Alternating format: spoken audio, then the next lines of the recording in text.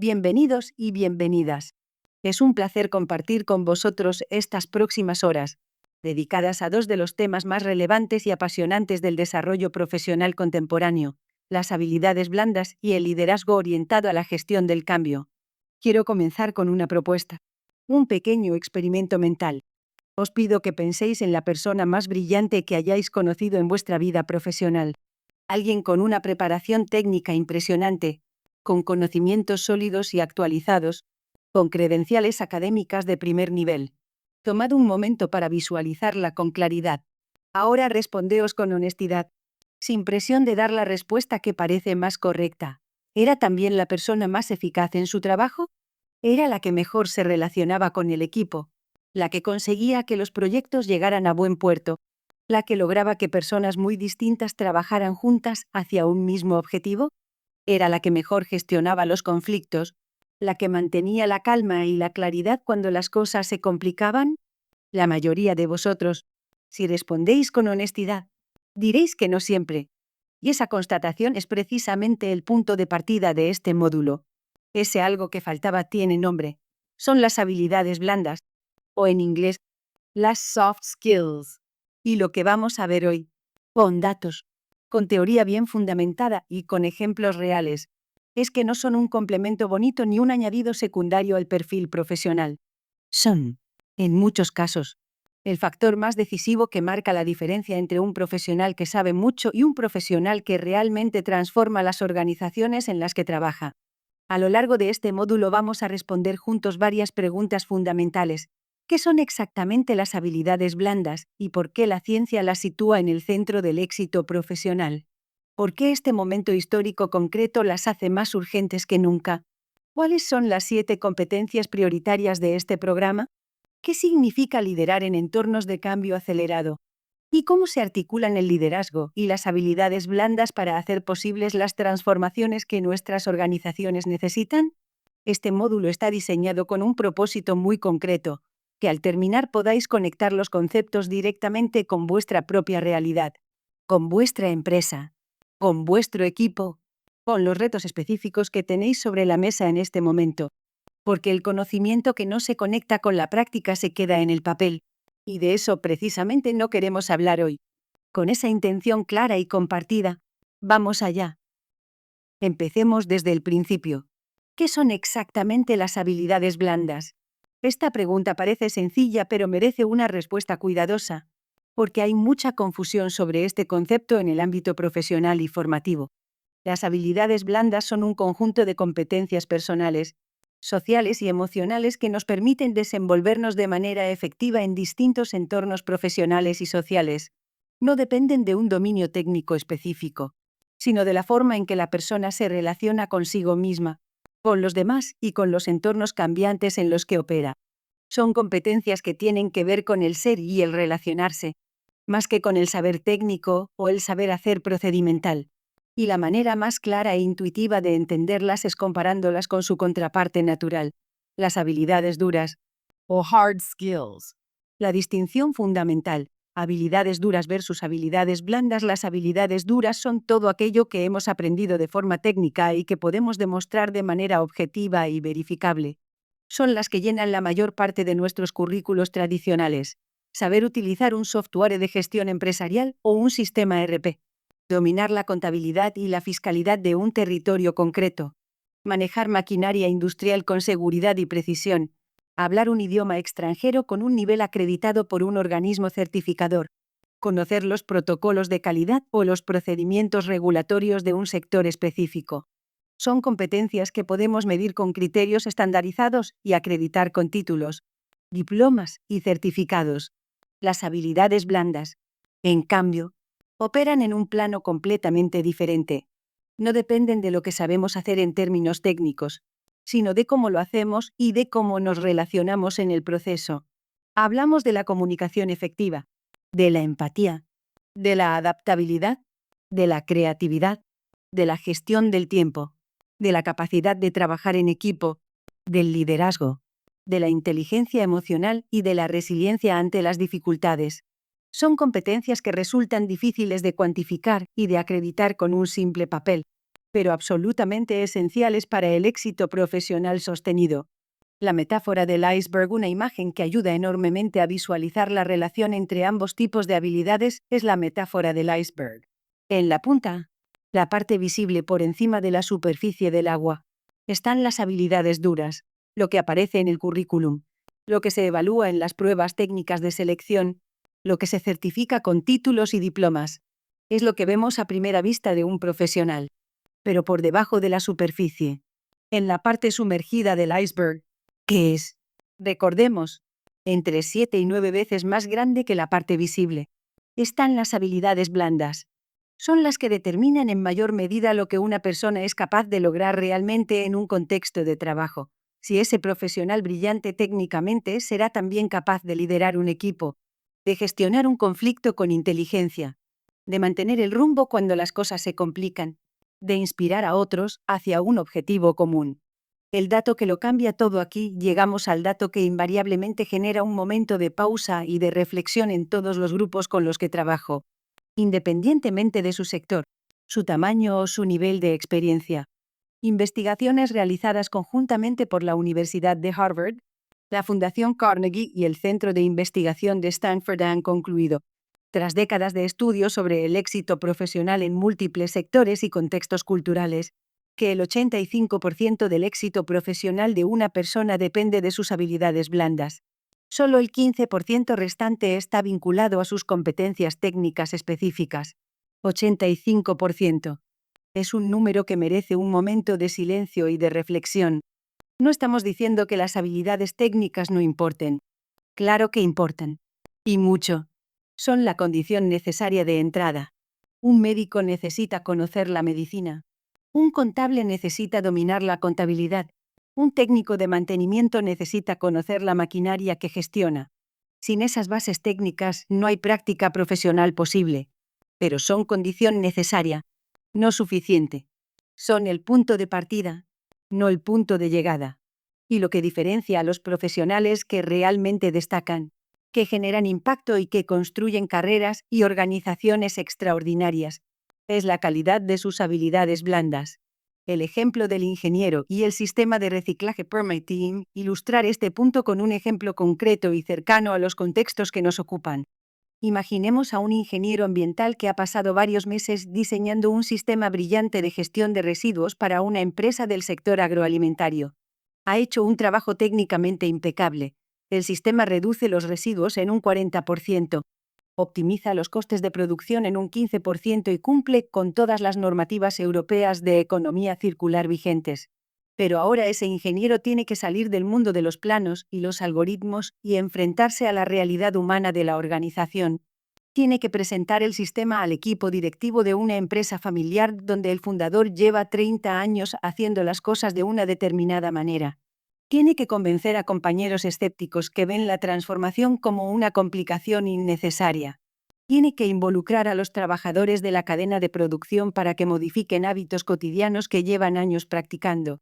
Tiene que negociar con proveedores que tendrán que adaptar sus propios procesos. Y tiene que gestionar la frustración y la incertidumbre cuando el primer piloto no arroja los resultados esperados.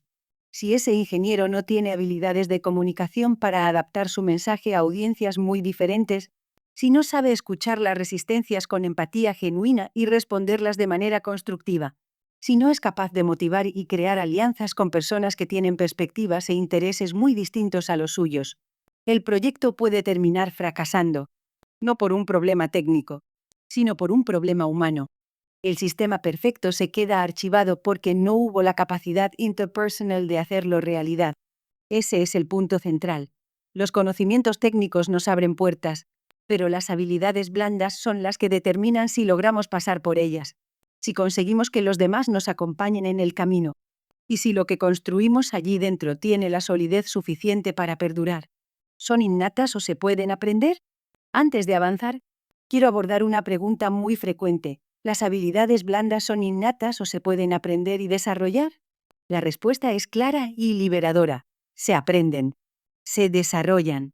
Se mejoran con práctica consciente y reflexiva a lo largo de toda la vida. Es verdad que hay personas con una predisposición natural hacia determinadas competencias. Hay quien desde pequeño tiene facilidad para comunicarse o para leer las emociones de los demás. Pero esa predisposición no determina el destino. Significa simplemente que algunas personas parten de una posición de ventaja en ciertas competencias, igual que en cualquier destreza. La neurociencia moderna nos confirma que el cerebro humano es extraordinariamente plástico. Tiene la capacidad de crear nuevas conexiones y de modificar patrones de comportamiento a cualquier edad, siempre que exista la intención y la práctica deliberada. Lo importante es entender que el camino de desarrollo de las habilidades blandas es diferente al de las habilidades técnicas. Para desarrollar una competencia técnica generalmente basta con estudiar y practicar. Para desarrollar una habilidad blanda se necesita algo más: la voluntad de conocerse mejor a uno mismo, de observar el propio comportamiento con honestidad, de escuchar la retroalimentación de los demás sin defensividad y de experimentar nuevas formas de relacionarse aunque inicialmente resulten incómodas. Es un proceso más personal, más profundo y, a la larga, más transformador. El coste real de ignorar las habilidades blandas. Hay una dimensión del tema que raramente se cuantifica pero que tiene un impacto económico enorme en las organizaciones: el coste de no haber desarrollado las habilidades blandas cuando la situación lo requería. Pensemos en los costes de rotación de personal. Estudios del sector de recursos humanos estiman que sustituir a un empleado tiene un coste equivalente a entre el 50 y el 200% de su salario anual, dependiendo del nivel y de la especialización. Y las causas más frecuentes de abandono voluntario no son el salario ni las condiciones físicas del trabajo, son la mala relación con el jefe directo, la falta de reconocimiento y la ausencia de perspectivas de desarrollo. Todas ellas son consecuencias directas de un liderazgo con déficits en habilidades blandas. Pensemos también en el coste de los conflictos no gestionados. Un conflicto que se deja escalar durante meses antes de abordarse puede traducirse en equipos disfuncionales, en baja productividad generalizada, en la pérdida de personas clave que deciden marcharse antes que seguir en un entorno hostil, y en ocasiones en demandas laborales o crisis reputacionales. Todos estos costes son evitables o mitigables cuando los líderes tienen las competencias necesarias para gestionar los conflictos de manera temprana y constructiva. Y pensemos en el coste de los proyectos de cambio fallidos. El 70% de los procesos de transformación no alcanza sus objetivos, como veremos en el segundo bloque. Cada uno de esos fracasos implica una inversión de tiempo, energía y recursos económicos que no generó el retorno esperado. Y en la mayoría de los casos la raíz del fracaso está en la gestión humana del proceso, no en el diseño técnico. La conclusión es directa: invertir en habilidades blandas es una inversión con retorno económico directo y medible. Las 7 habilidades clave de este programa. El universo de las habilidades blandas es amplio, con decenas de competencias posibles. Por eso este programa ha realizado una selección estratégica de 7 habilidades, elegidas por su relevancia en nuestros contextos: sostenibilidad y economía circular, liderazgo en pyme y empresas familiares, y gestión del relevo generacional. La primera es el liderazgo y la gestión del cambio: inspirar, orientar y guiar a personas y organizaciones en procesos de transformación con visión y compromiso. La segunda es la comunicación efectiva y la escucha activa: transmitir con claridad y escuchar de verdad. La tercera es el trabajo en equipo y la resolución de conflictos: cooperar y aprovechar la diversidad. La cuarta es la creatividad e innovación: generar ideas nuevas y convertirlas en acciones. La quinta es la inteligencia emocional: gestionar las propias emociones y las ajenas con inteligencia. La sexta es la gestión del tiempo y la productividad: priorizar y proteger lo importante. Y la séptima es la adaptabilidad y la resiliencia: mantener el rumbo ante los cambios y recuperarse de las adversidades. Estas 7 habilidades forman un ecosistema integrado en el que cada competencia nutre y potencia a las demás. El objetivo de este programa no es desarrollarlas de manera aislada sino integrada, porque es en esa integración donde reside su verdadero poder transformador. Bien, ya tenemos una definición sólida de qué son las habilidades blandas. Ahora vamos a responder la pregunta que más energía genera en los grupos: ¿por qué ahora? ¿Por qué este momento histórico específico convierte las habilidades blandas en una prioridad de primer orden? ¿No han sido siempre importantes? La respuesta es que sí, siempre han sido importantes.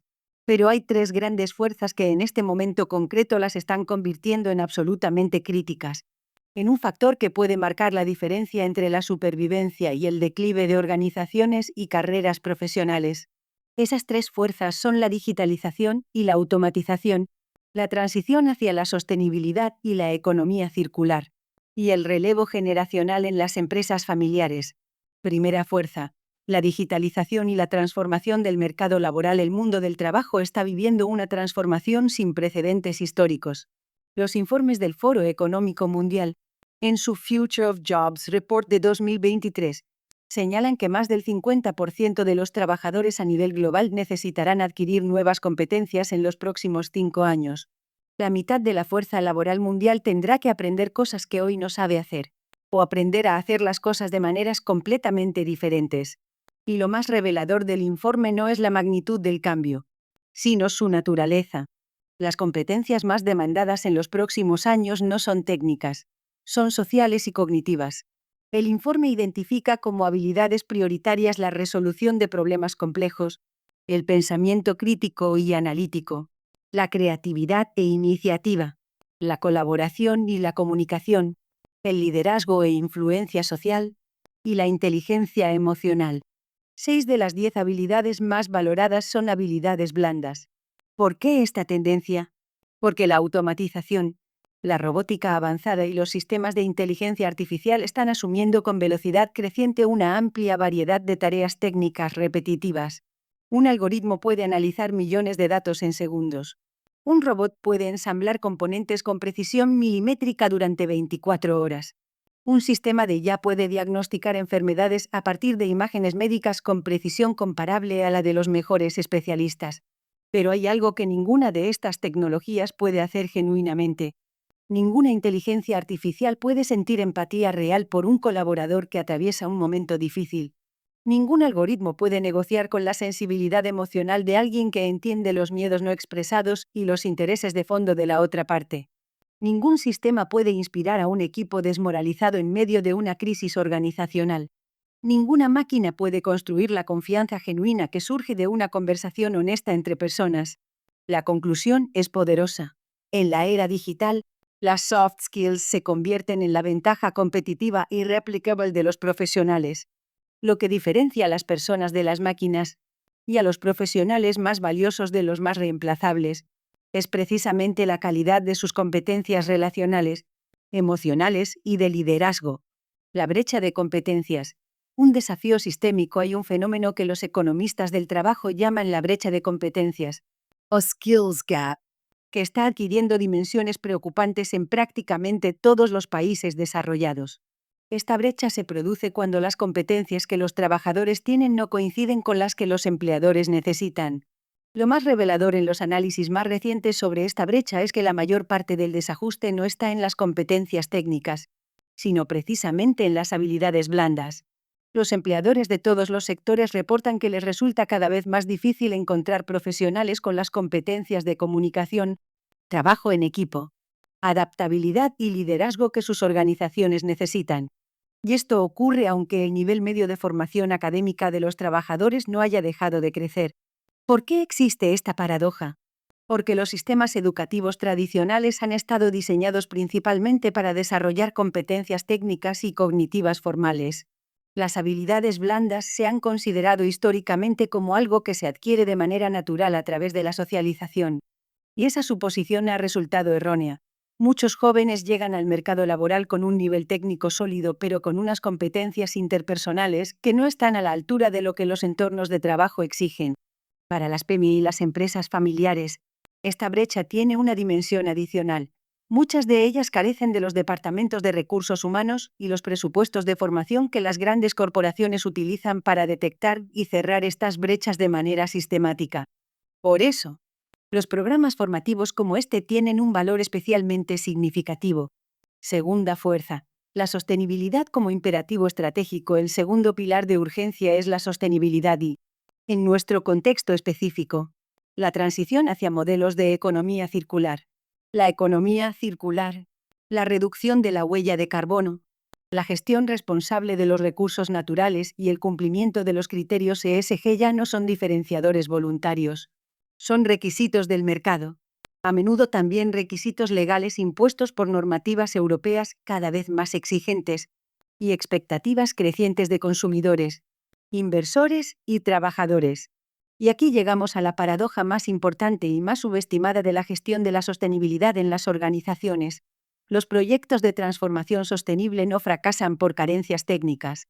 Fracasan de manera sistemática y documentada por problemas humanos, por la resistencia al cambio de personas que no comprenden o no comparten el propósito de la transformación, por una comunicación interna que no logra transmitir el sentido del cambio, por conflictos entre departamentos o generaciones que no se gestionan con las herramientas adecuadas, por líderes que no tienen las competencias interpersonales necesarias para acompañar a sus equipos en el proceso.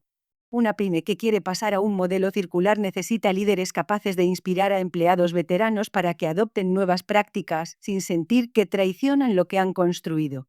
Necesita personas con habilidades de comunicación para construir el caso del cambio de manera que conecte con los valores e intereses de audiencias muy diferentes.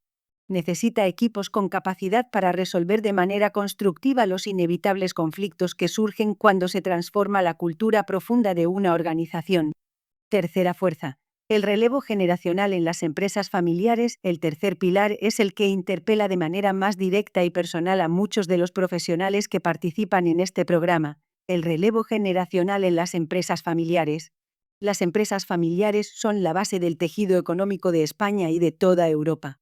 En nuestro país representan más del 85% del total de empresas, generan aproximadamente el 70% del PIB privado y emplean a más de la mitad de los trabajadores del sector privado. Son organizaciones con raíces profundas, con identidades fuertemente asociadas a la figura del fundador, con culturas que reflejan valores personales y familiares tanto como estrategias de negocio. Y sin embargo, la estadística de supervivencia generacional es aleccionadora. Solo el 30% de las empresas familiares logra superar con éxito el relevo de la primera a la segunda generación. Solo el 12% alcanza la tercera generación. Y apenas el 3% llega a la cuarta o más. Las razones son complejas, pero los estudios son notablemente consistentes en señalar que los problemas humanos y relacionales son más determinantes que los problemas técnicos o financieros. El relevo generacional es un proceso que toca dimensiones muy profundas de la identidad, del miedo y del legado.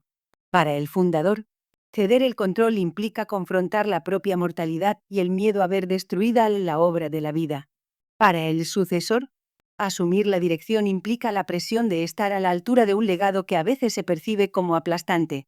Para los empleados veteranos, el cambio de liderazgo puede generar incertidumbre sobre su lugar en la nueva estructura y lealtades divididas entre el fundador que conocen y el sucesor que todavía no ha tenido tiempo de ganarse su confianza. Las habilidades blandas actúan en este contexto como los puentes que hacen posible la transición. La escucha activa permite al sucesor comprender de verdad los miedos y las esperanzas del fundador. La empatía permite construir un proceso que honra el pasado mientras abraza el futuro. El liderazgo adaptativo permite gestionar las diferentes expectativas y necesidades de los distintos actores.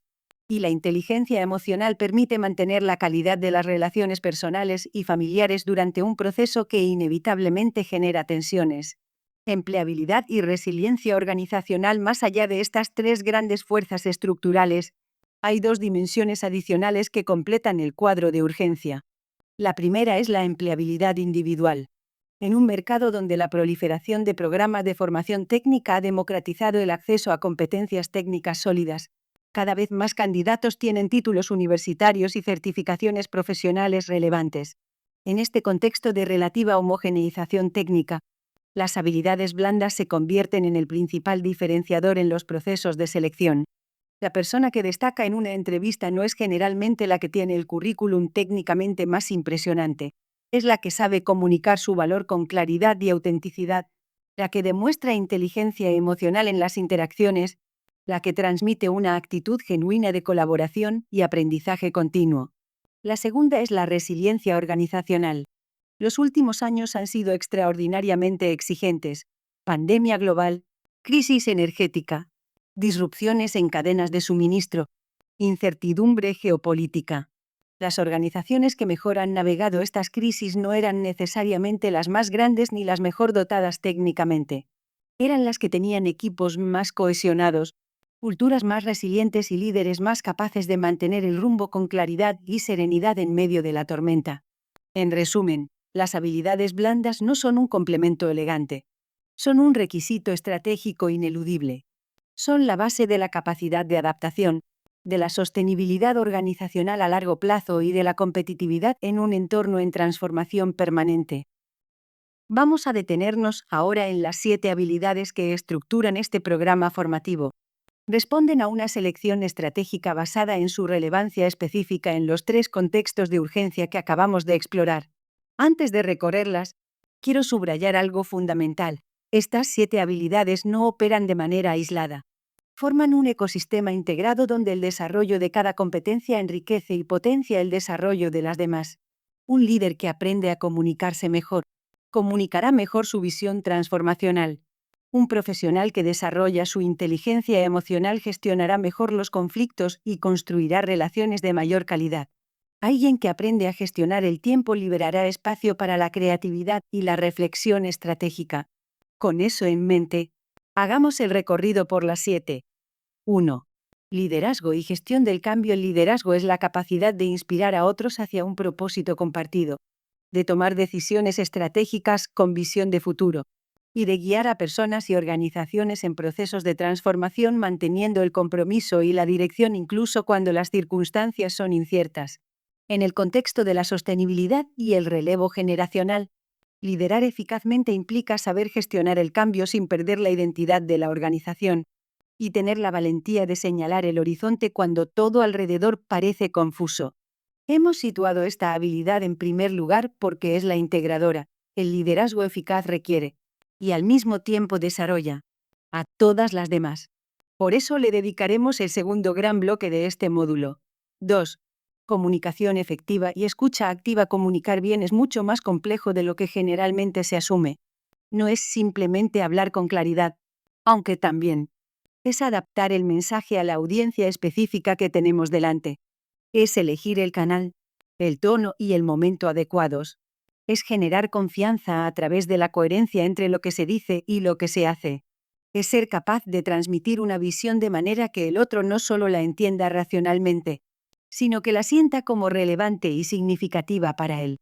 Y la parte más difícil y más valiosa de la comunicación efectiva es, paradójicamente, el silencio y la atención, la escucha activa.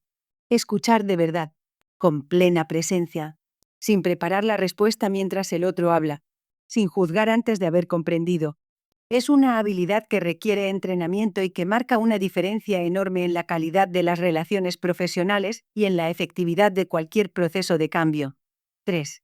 Trabajo en equipo y resolución de conflictos. Los desafíos actuales de las organizaciones son demasiado complejos para ser abordados por individuos trabajando en solitario. Requieren equipos cohesionados capaces de integrar perspectivas y competencias diversas. Y el trabajo en equipo implica necesariamente la gestión de conflictos, donde hay personas con perspectivas diferentes trabajando bajo presión hacia objetivos ambiciosos. El conflicto es inevitable. La pregunta no es cómo evitarlo, sino cómo gestionarlo de manera que genere aprendizaje y soluciones más robustas en lugar de resentimiento y disfunción. 4. Creatividad e innovación en un contexto marcado por la presión de la sostenibilidad y la necesidad de encontrar nuevas respuestas a viejos problemas. La creatividad y la innovación son competencias estratégicas de primer orden. La creatividad no es un atributo reservado a artistas o inventores geniales, es una capacidad cognitiva que todos tenemos y que se puede desarrollar conscientemente. En el contexto de la economía circular, la innovación es frecuentemente la diferencia entre la adaptación exitosa al nuevo paradigma y la obsolescencia gradual. 5. Inteligencia emocional. La inteligencia emocional es la capacidad de reconocer las propias emociones y las de los demás, de comprenderlas en su contexto, y de gestionarlas de manera intencional para mejorar las relaciones, facilitar la toma de decisiones y sostener el bienestar propio y del equipo. En entornos de cambio e incertidumbre, esta habilidad adquiere una relevancia crítica. Las emociones no desaparecen porque no las nombremos en las reuniones de trabajo. Si no se gestionan con conciencia, actúan de manera subterránea y distorsionan la comunicación, alimentan los conflictos y bloquean la capacidad de decisión. 6. Gestión del tiempo y productividad del tiempo es el único recurso que, una vez gastado, no se puede recuperar. Y en organizaciones donde las demandas son constantes, las interrupciones son frecuentes y la presión de lo urgente tiende a devorar el espacio de lo importante.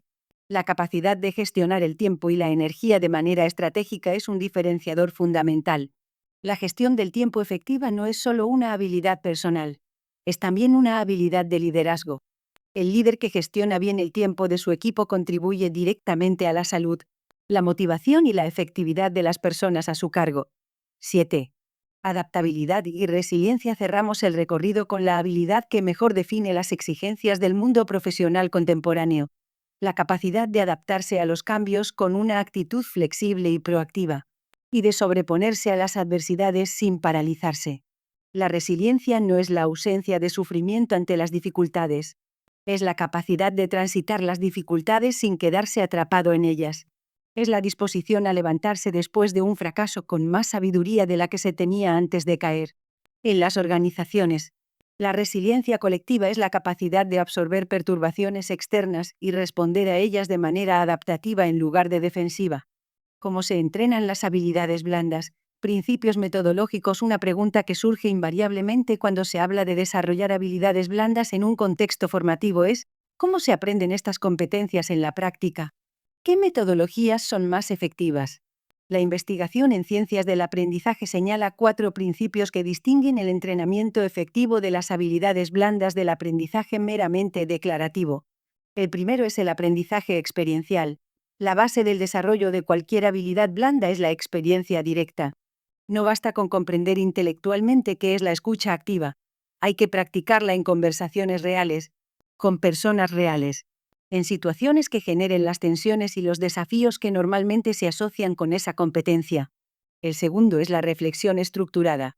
El aprendizaje más profundo no ocurre durante la experiencia misma, sino después, cuando nos detenemos a analizar qué ocurrió, qué funcionó y qué habría podido hacerse de manera diferente. Este ciclo de experiencia, reflexión, conceptualización, experimentación, descrito por David Kolb en su modelo de aprendizaje experiencial, es el mecanismo fundamental del desarrollo de las habilidades blandas. El tercero es la retroalimentación de calidad. El desarrollo de estas competencias requiere retroalimentación honesta y constructiva de personas que puedan observar nuestro comportamiento desde fuera y articular esa retroalimentación de manera útil. Y el cuarto es la transferencia deliberada al contexto real. El aprendizaje de habilidades blandas que se queda dentro del espacio formativo tiene valor limitado. El valor real se genera cuando la persona decide conscientemente aplicar lo aprendido en su trabajo cotidiano. Ha llegado el momento de poner a prueba todo lo que hemos visto con un caso real.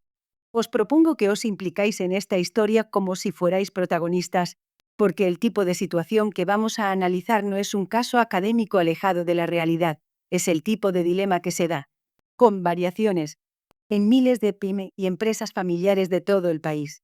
El contexto Alimentos del Valle es una empresa familiar dedicada a la producción y distribución de conservas vegetales en una región agrícola del norte de España. Fue fundada en 1988 por don Manuel, un emprendedor con mucho carácter y mucha visión para su tiempo. En más de 30 años de trabajo construyó una empresa sólida y querida en su comunidad, una marca reconocida localmente, relaciones de confianza con sus clientes y proveedores, y un equipo de trabajadores, muchos de los cuales llevaban 15, 20 o 25 años a su lado. Un logro genuino del que tenía todo el derecho a sentirse orgulloso. Pero llegó el momento en que dos grandes retos confluían simultáneamente, creando una presión que ya no podía ignorarse. El primero era el relevo generacional. Don Manuel, próximo a la jubilación, necesitaba ceder la gestión a su hija Laura, formada en gestión empresarial y sostenibilidad, con ideas claras, actualizadas y valientes sobre el futuro de la empresa familiar. El segundo reto era externo: las nuevas normativas europeas sobre envases, la creciente presión de los consumidores en materia de sostenibilidad y la aparición de competidores que ya habían adoptado modelos de producción circulares estaban erosionando la posición competitiva de la empresa. El conflicto. Laura llegó con propuestas concretas y bien documentadas: introducir envases biodegradables en la línea premium, Invertir en energía solar para la planta de producción y digitalizar el sistema de trazabilidad y gestión de pedidos. Propuestas razonables, técnicamente sólidas. Don Manuel reaccionó como cualquier persona que ha construido algo con sus propias manos durante 3 décadas, con cautela, con miedo y con resistencia. Las propuestas le parecían un gasto desproporcionado y un riesgo innecesario para la estabilidad que tanto había costado construir. Y le generaba también algo más profundo, la sensación de que su manera de hacer las cosas, su legado, estaba siendo cuestionado. La situación se complicó cuando el equipo se polarizó. Los trabajadores veteranos se posicionaron instintivamente junto a don Manuel por lealtad. Los empleados más jóvenes se inclinaron por la visión de Laura. En pocas semanas, la empresa quedó dividida en 2 bandos: tradición frente a innovación, pasado frente a futuro. La respuesta: liderar desde las habilidades blandas, y aquí es donde el caso adquiere su mayor valor pedagógico. Laura, en lugar de responder al conflicto con la fuerza de su autoridad o con la contundencia de sus argumentos técnicos, tomó una decisión diferente y mucho más inteligente. Decidió liderar desde las habilidades blandas. Primero, aplicó comunicación efectiva y escucha activa de manera sistemática. Organizó mesas redondas con trabajadores de distintas generaciones y con proveedores. El objetivo declarado no era convencer a nadie. Era escuchar. Crear un espacio donde cada grupo pudiera expresar sus preocupaciones sin temor a ser juzgado. Este primer gesto tuvo un efecto transformador. Las personas dejaron de sentirse ignoradas y comenzaron a sentirse parte del proceso. Segundo, aplicó liderazgo adaptativo. En lugar de posicionarse como la nueva jefa que viene a reformar todo desde arriba, se posicionó como facilitadora del cambio, como alguien que quiere construir sobre lo que ya existe. Reconoció explícita y genuinamente el valor de lo que su padre había construido. Este reconocimiento, auténtico y no calculado, abrió una puerta emocional que la confrontación directa habría cerrado. Tercero, creó un comité intergeneracional donde veteranos y jóvenes pudieron evaluar juntos, con datos y metodología, los costes y los beneficios de cada propuesta.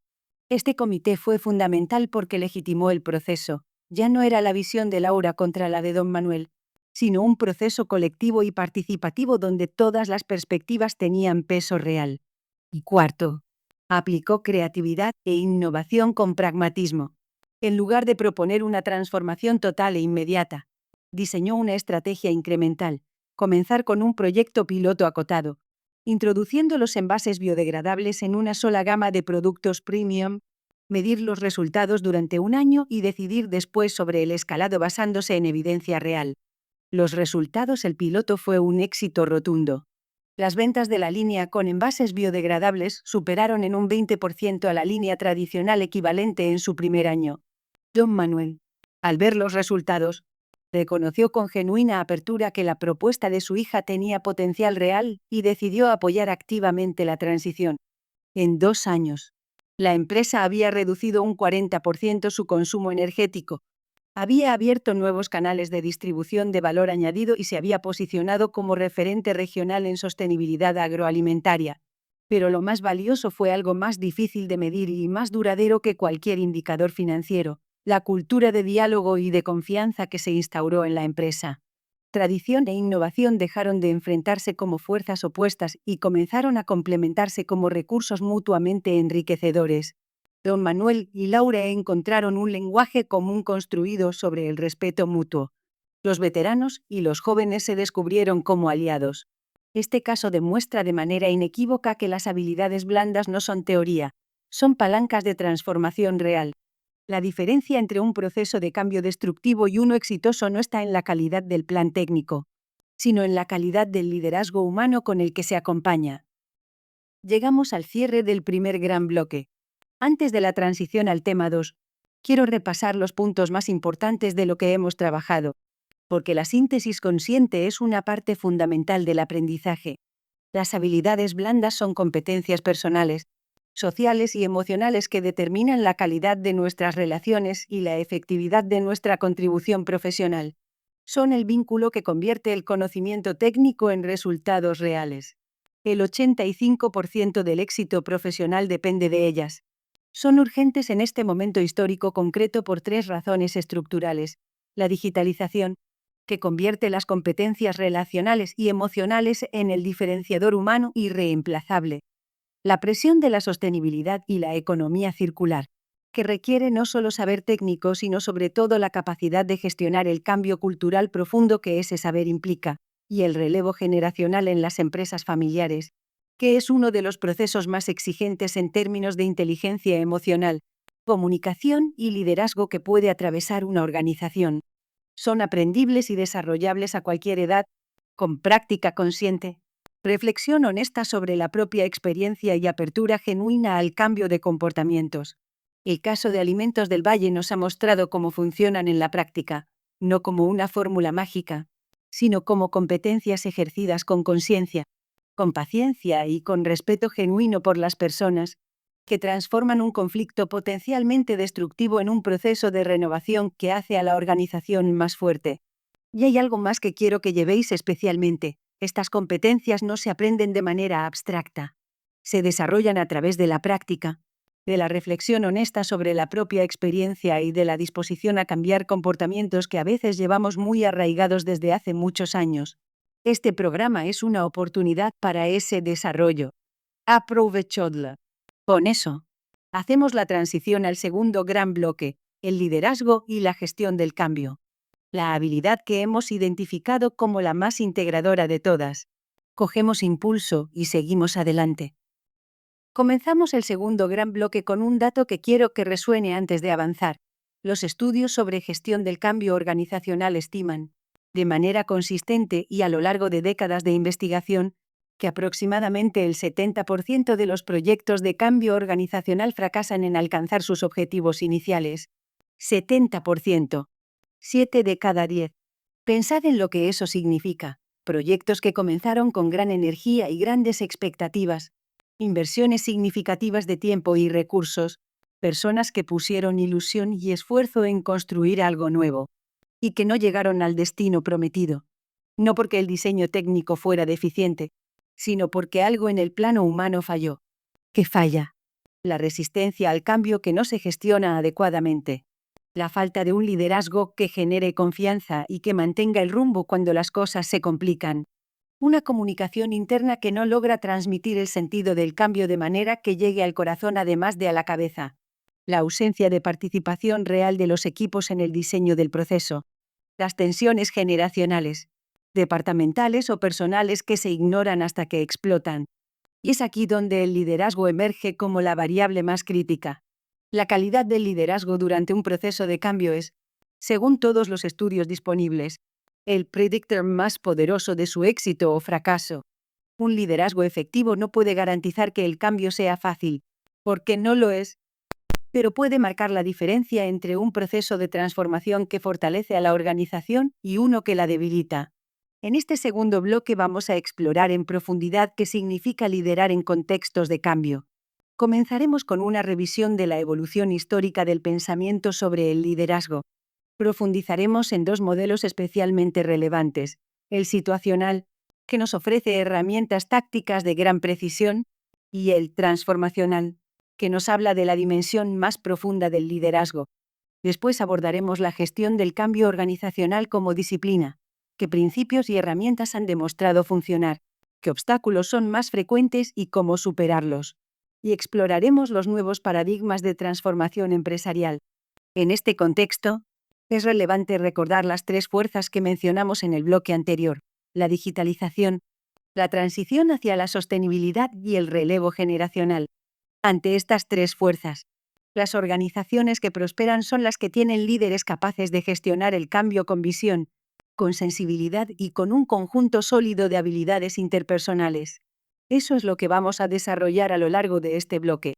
Y a lo largo de todo el recorrido, mantendremos siempre presente la conexión con las habilidades blandas, porque son ellas las que convierten los modelos teóricos en comportamientos cotidianos y los planes en resultados reales.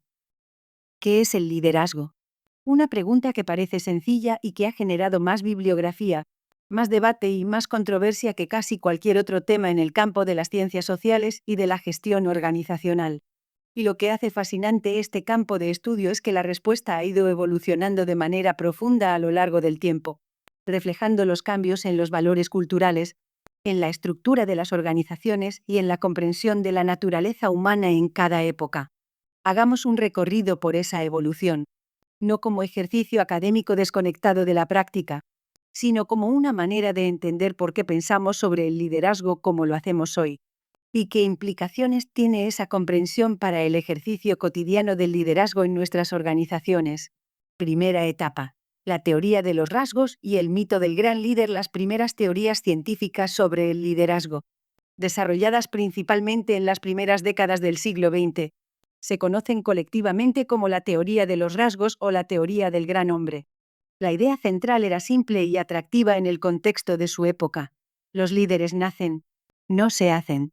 Hay determinadas personas que están dotadas desde el nacimiento de características innatas: inteligencia superior, carisma irresistible, valentía excepcional, capacidad natural de persuasión, que las predispone a ejercer el liderazgo de manera natural cuando las circunstancias lo requieren. Esta visión tenía una lógica coherente con el contexto histórico y cultural de la primera mitad del siglo XX. Las sociedades occidentales eran mucho más jerárquicas. El liderazgo estaba fuertemente asociado al poder político, militar o aristocrático, y la idea de que ciertas personas estaban destinadas a liderar tenía resonancias casi míticas. Los investigadores estudiaron las características de los grandes líderes históricos buscando identificar el conjunto de rasgos que los diferenciaba, y encontraron algunas correlaciones interesantes. Los líderes tendían a ser más extrovertidos, más inteligentes y más seguros de sí mismos que el promedio. Pero también encontraron algo difícil de explicar desde ese marco: que la correlación entre rasgos y liderazgo efectivo variaba notablemente según el contexto. Las mismas características que hacían a alguien un líder excepcional en un entorno podían ser irrelevantes o contraproducentes en otro muy diferente. Además, la teoría tenía una implicación práctica muy limitadora. Si el liderazgo dependía de características innatas, entonces no había nada que hacer. O eras líder o no lo eras. Y esa conclusión no solo era desmoralizadora, era también falsificada por la experiencia de personas que, sin una predisposición natural obvia, habían desarrollado competencias de liderazgo extraordinarias a través del aprendizaje y la práctica deliberada. Segunda etapa: las teorías conductuales. El siguiente giro significativo se produjo a partir de los años 40 y 50, con el surgimiento de las teorías conductuales. El cambio de perspectiva fue fundamental. En lugar de preguntar qué son los líderes, los investigadores comenzaron a preguntar qué hacen los líderes. El foco se desplazó de los rasgos a los comportamientos, y esa perspectiva era mucho más optimista. Si el liderazgo era una cuestión de comportamientos, entonces era potencialmente aprendible. Los estudios conductuales identificaron varias dimensiones del comportamiento del líder relevantes para la eficacia. Una de las más influyentes fue la distinción entre la orientación a la tarea, los comportamientos del líder dirigidos a estructurar, organizar y dirigir el trabajo, y la orientación a las personas, los comportamientos dirigidos a motivar, apoyar y desarrollar a los miembros del equipo. Y de los estudios sobre estilos de liderazgo surgió la tipología que todavía hoy resulta operativa: el estilo autoritario o directivo, el estilo democrático o participativo, y el estilo laissez-faire o delegador. La investigación mostró que el estilo democrático tendía a producir equipos con mayor motivación y compromiso a largo plazo. Pero también evidenció que en determinadas situaciones, una crisis urgente, un equipo sin experiencia, un estilo más directivo podía ser necesario. Tercera etapa: las teorías situacionales. A partir de los años 60 y 70, un nuevo paradigma comenzó a imponerse: las teorías situacionales y de contingencia. Su premisa central es que no existe un estilo de liderazgo universalmente efectivo. La efectividad del liderazgo depende del ajuste entre el estilo del líder y las características del contexto en el que opera, la madurez y la competencia del equipo, la naturaleza de la tarea, el nivel de urgencia de la situación, la cultura organizacional. Esta idea tiene implicaciones profundas y exigentes para la práctica del liderazgo. Exige del líder un nivel de autoconciencia y de flexibilidad que no es fácil de desarrollar. Exige que sea capaz de leer con precisión las características del contexto y de adaptar su estilo incluso cuando ese ajuste le resulte incómodo. Y exige que mantenga esa flexibilidad de manera consistente, no solo cuando las cosas van bien. El liderazgo hoy, distribuido, relacional y emocionalmente inteligente en las últimas décadas. La comprensión del liderazgo ha continuado evolucionando respondiendo a los cambios en la naturaleza del trabajo y de las organizaciones.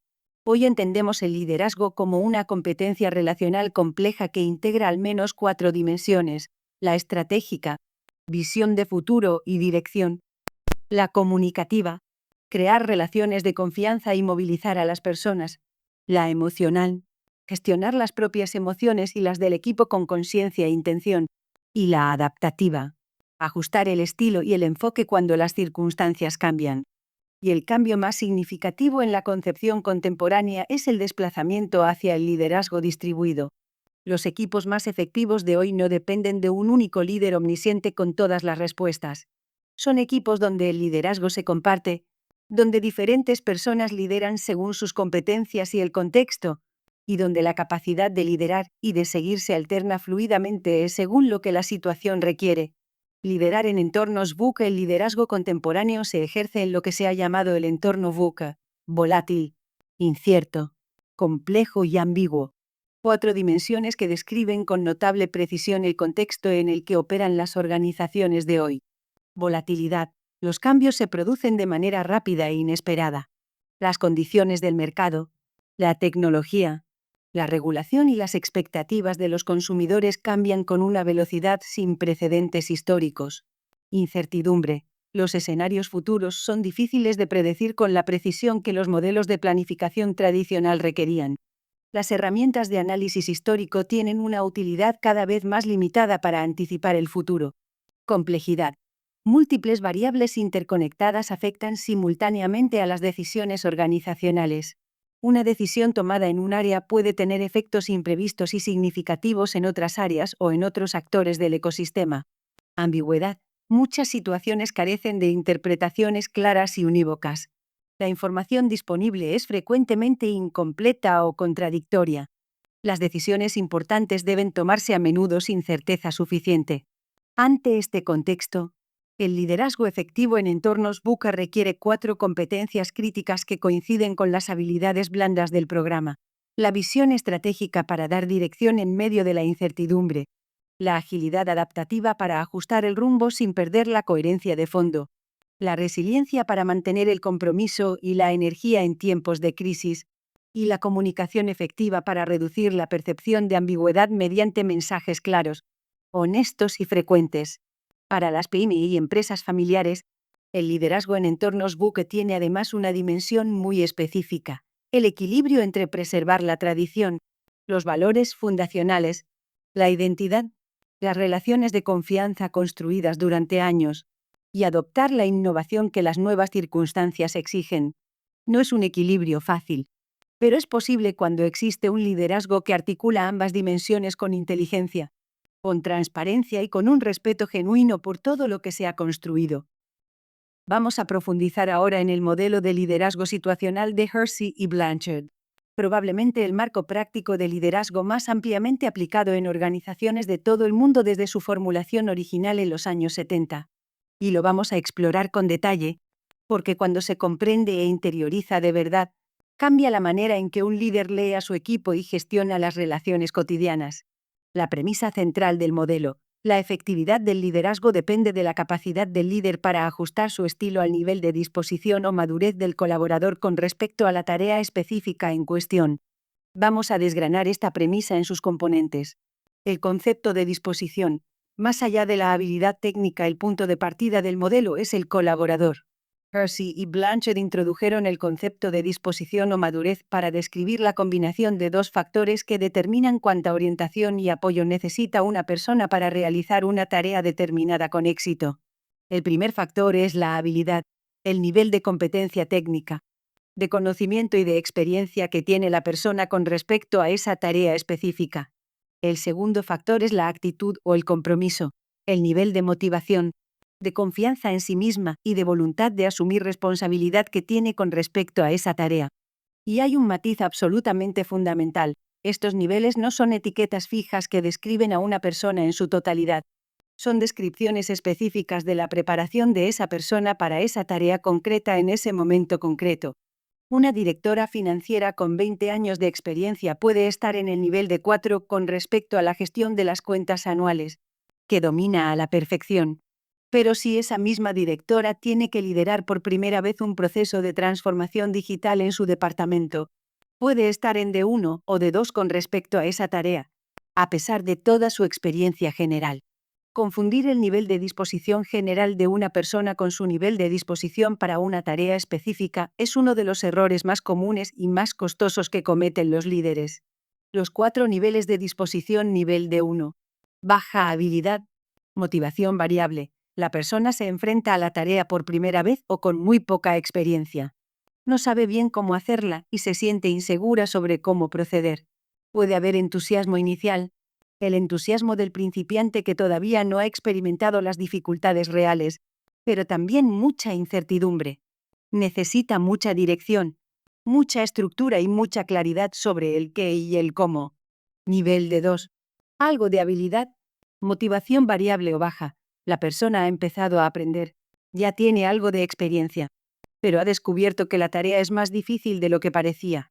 Ha encontrado obstáculos que no anticipaba. Su motivación ha disminuido o fluctúa según los resultados que va obteniendo. Necesita orientación sobre el cómo, pero también apoyo emocional, reconocimiento de sus avances y motivación para persistir. Nivel de 3. Alta habilidad. Motivación variable. La persona tiene la competencia técnica para realizar la tarea bien. Ha demostrado que puede hacerlo, pero su motivación o su confianza fluctúan. A veces duda de sus propias capacidades, busca validación externa. Se muestra insegura sobre si está tomando las decisiones correctas aunque técnicamente lo esté haciendo bien. Ya no necesita mucha dirección sobre el qué y el cómo, pero sí apoyo emocional y participación real en las decisiones que le afectan. Nivel de 4. Alta habilidad. Alto compromiso. La persona tiene tanto la competencia técnica como la motivación y la confianza para actuar con plena autonomía. Sabe lo que hay que hacer. Sabe cómo hacerlo. Quiere hacerlo y tiene la seguridad para tomar decisiones propias. No necesita supervisión constante. Lo que necesita es espacio y confianza. Los 4 estilos de liderazgo estilo E1. Directivo. Alta orientación a la tarea. Baja orientación a la relación. El líder da instrucciones muy claras y detalladas, define los procedimientos paso a paso, supervisa de cerca el progreso y da retroalimentación frecuente y específica. El nivel de diálogo y participación del colaborador es limitado. Este estilo no implica autoritarismo peyorativo. Es la respuesta más eficaz cuando la persona no tiene aún la habilidad para actuar con más autonomía. Estilo E2. Persuasivo o de entrenamiento. Alta orientación a la tarea y también alta orientación a la relación. El líder sigue estructurando y dando instrucciones claras, pero además explica el razonamiento detrás de las decisiones, escucha las preguntas e inquietudes, reconoce el progreso y motiva ante las dificultades. Es el estilo más exigente para el líder en términos de tiempo y energía, porque combina dirección con apoyo. Estilo E3. Participativo. Baja orientación a la tarea. Alta orientación a la relación. El líder confía en la competencia técnica del colaborador y reduce significativamente las instrucciones y la supervisión. Pero mantiene una presencia relacional alta, invita al colaborador a participar en las decisiones, escucha sus perspectivas, le ofrece apoyo emocional cuando lo necesita y crea un espacio de confianza donde puede expresar sus dudas y sus ideas con libertad. Estilo E4. Delegador. Baja orientación tanto a la tarea como a la relación. El líder transfiere la plena responsabilidad al colaborador, define el objetivo esperado, pero deja total libertad para determinar el cómo. Está disponible si se le necesita, pero no interfiere activamente. Este estilo no es abandono ni indiferencia, es la expresión de la máxima confianza en la madurez y la autonomía del colaborador. La correspondencia prescriptiva. El núcleo del modelo, el corazón del modelo, es la correspondencia entre los niveles de disposición y los estilos de liderazgo más efectivos. Cuando el colaborador está en D1, el estilo E1 es el más efectivo. La persona necesita claridad, estructura y guía. Cuando está en D2, el estilo E2 combina la dirección que todavía necesita con el apoyo motivacional que la sostiene a través de las dificultades. Cuando alcanza D3, el estilo E3 reduce el control sobre la tarea y aumenta el apoyo relacional.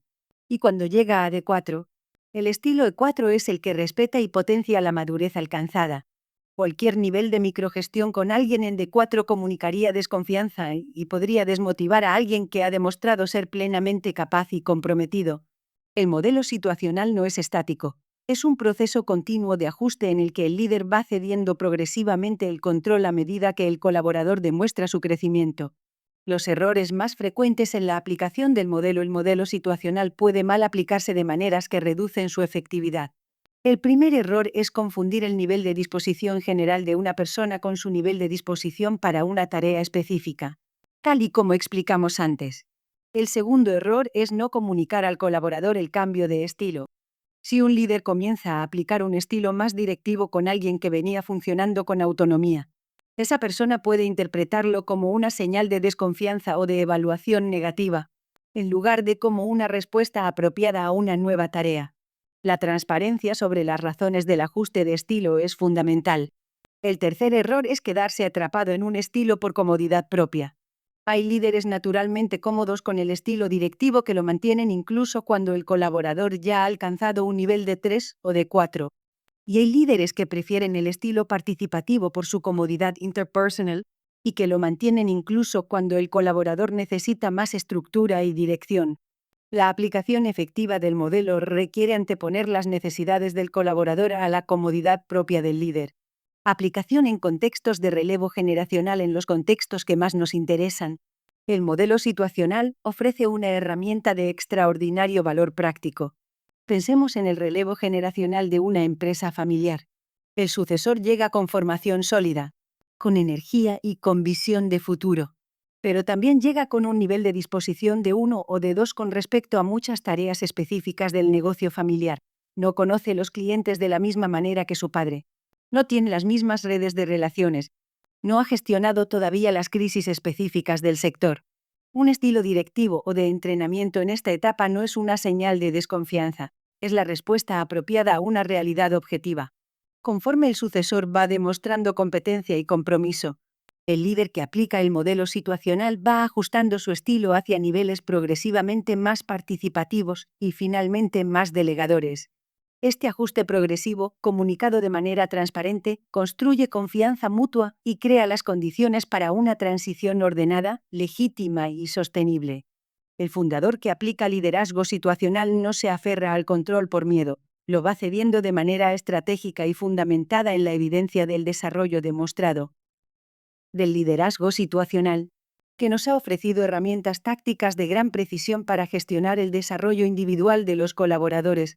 Pasamos ahora al liderazgo transformacional, que opera en un plano diferente y complementario, el de los valores, el propósito, la cultura y la capacidad de inspirar.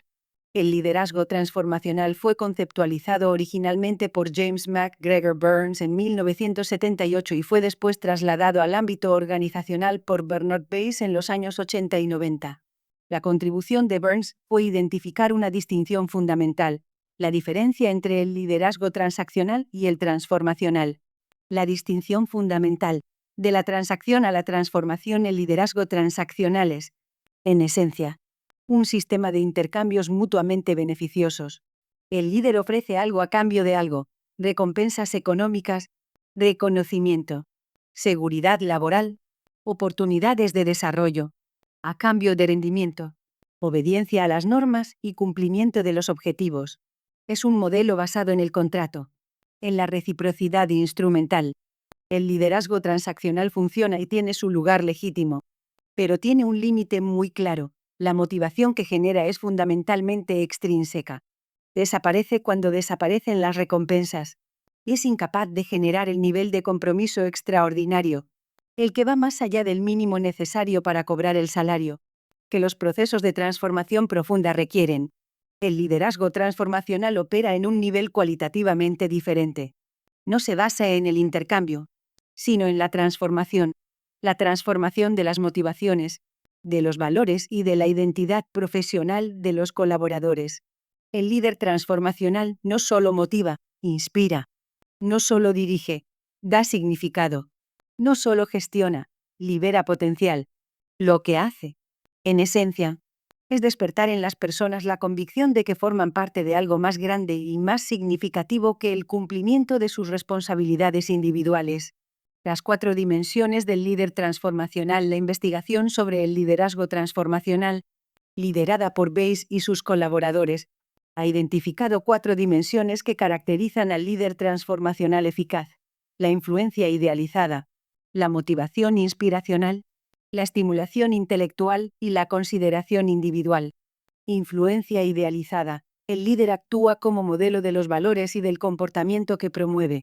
Se gana el respeto de los colaboradores por la coherencia entre lo que dice y lo que hace, por su integridad y su disposición a asumir riesgos cuando es necesario. Es el tipo de liderazgo que los colaboradores describen cuando dicen: quiero llegar a ser como esa persona.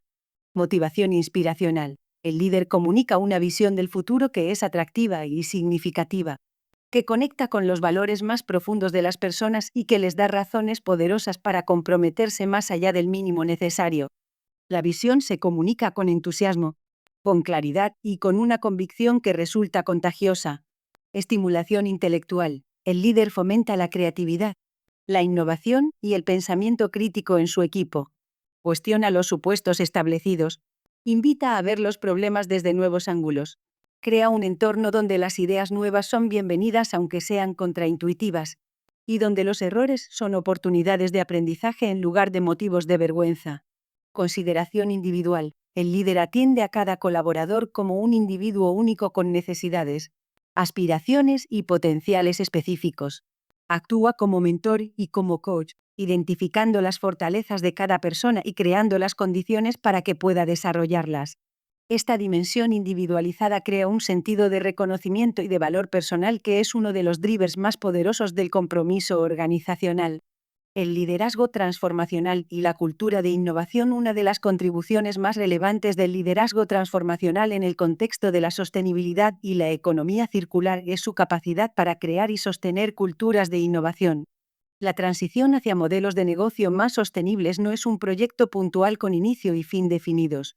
Es un proceso de innovación continua que requiere una disposición organizacional permanente a cuestionar los supuestos establecidos y a explorar nuevas posibilidades. Un líder transformacional crea las condiciones culturales para esa innovación de varias maneras específicas. Primero, modelando personalmente la curiosidad y la apertura al aprendizaje.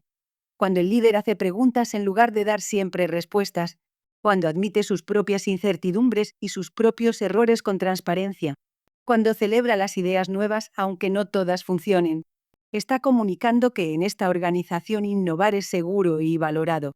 Segundo, protegiendo activamente los espacios de experimentación. En organizaciones con alta presión operativa, el tiempo para explorar y probar ideas nuevas tiende a desaparecer devorado por las urgencias del día a día. Un líder transformacional comprende que ese tiempo no es un lujo, es una inversión en la capacidad de innovación futura de la organización. Y tercero, construyendo lo que los investigadores llaman seguridad psicológica. La percepción compartida por los miembros del equipo de que es seguro asumir riesgos interpersonales, expresar ideas no convencionales y señalar problemas sin temor a represalias. La investigación de Amy Edmondson ha demostrado que la seguridad psicológica es el predictor más poderoso del rendimiento creativo e innovador de los equipos. En el contexto de la transición hacia la sostenibilidad, esta cultura de innovación segura es especialmente crítica, porque muchas de las soluciones que los modelos circulares requieren no existen todavía y tienen que ser inventadas, codiseñadas, probadas y ajustadas de manera iterativa, situacional y transformacional. Una complementariedad poderosa. Estos dos modelos son complementarios, no alternativos. El liderazgo situacional opera en el plano táctico y operacional. Te dice cómo comportarte con cada persona en cada momento específico de su desarrollo para maximizar su aprendizaje y su desempeño. El liderazgo transformacional opera en el plano estratégico y cultural. Te dice cómo construir el marco de significado, de confianza y de propósito que sostiene el compromiso de las personas a largo plazo. Un líder que domina el modelo situacional pero carece del marco transformacional puede gestionar con eficiencia operativa sin generar el compromiso emocional y el propósito compartido que dan vida verdadera a una organización. Un líder que tiene una visión transformacional poderosa pero carece de las herramientas situacionales puede inspirar sin ser capaz de traducir esa inspiración en el desarrollo concreto y paso a paso de cada miembro de su equipo. La combinación de ambos es la expresión más completa del liderazgo que las organizaciones de hoy necesitan. Es la que permite gestionar tanto los procesos inmediatos como los desafíos estratégicos de largo plazo, la transformación cultural, la motivación sostenida y la construcción de organizaciones resilientes capaces de reinventarse sin perder su identidad esencial. Pasamos ahora al tema más práctico y directamente aplicable de todo el módulo, la gestión del cambio organizacional. Porque toda la teoría del liderazgo encuentra su prueba definitiva en la capacidad de hacer que las transformaciones realmente ocurran. ¿Qué es el cambio organizacional? El cambio organizacional puede definirse como un proceso estructurado de transición desde un estado actual hacia un estado futuro deseado, con el propósito de mejorar la efectividad, la resiliencia o la sostenibilidad de la organización. Esa transición implica ajustar estrategias, estructuras, procesos, tecnologías y, sobre todo, las mentalidades y los comportamientos que constituyen la cultura de la organización. Es útil distinguir entre dos tipos de cambio. El cambio de primer orden, incremental, optimiza lo que ya existe, mejora los procesos actuales, reduce costes, aumenta la eficiencia, sin cuestionar los supuestos fundamentales de cómo funciona la organización. El cambio de segundo orden, transformacional, es cualitativamente diferente. Modifica los supuestos fundamentales sobre para qué existe la organización y cómo crea valor. La transición hacia un modelo de economía circular, el relevo generacional con cambio de visión estratégica, la transformación digital de un modelo de negocio tradicional, todos son ejemplos de cambio de segundo orden. La naturaleza de la resistencia al cambio. No hay gestión del cambio efectiva sin una comprensión profunda y compasiva de la resistencia al cambio.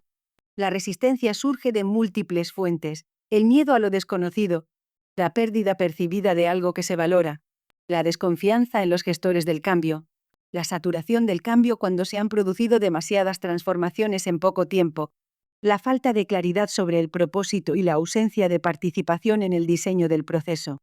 El mensaje más importante: la resistencia no es el enemigo, es información. Nos dice dónde están las preocupaciones más profundas de las personas, qué necesidades no están siendo atendidas, qué aspectos del cambio necesitan ser mejor comunicados o rediseñados. Un líder que escucha la resistencia con curiosidad y con apertura genuina obtiene información de un valor incalculable para gestionar el proceso de manera más efectiva. Las fases emocionales del cambio. La curva de transición. Uno de los marcos más útiles para gestionar el componente emocional del cambio organizacional es la curva de transición, desarrollada originalmente por Elizabeth Kubler-Ross y posteriormente adaptada al contexto organizacional por William Bridges. La curva describe el viaje emocional que las personas típicamente recorren cuando se enfrentan a un cambio significativo. La primera fase es la de negación o shock inicial. Cuando se anuncia un cambio significativo, muchas personas reaccionan con incredulidad o minimización. Esto no va a ocurrir de verdad. Esta fase protege psicológicamente de la sobrecarga emocional de procesar demasiado rápido. El líder que comprende esta fase no trata de forzar una aceptación inmediata, da tiempo, repite la comunicación con paciencia y crea espacios para que las preguntas vayan surgiendo de manera natural.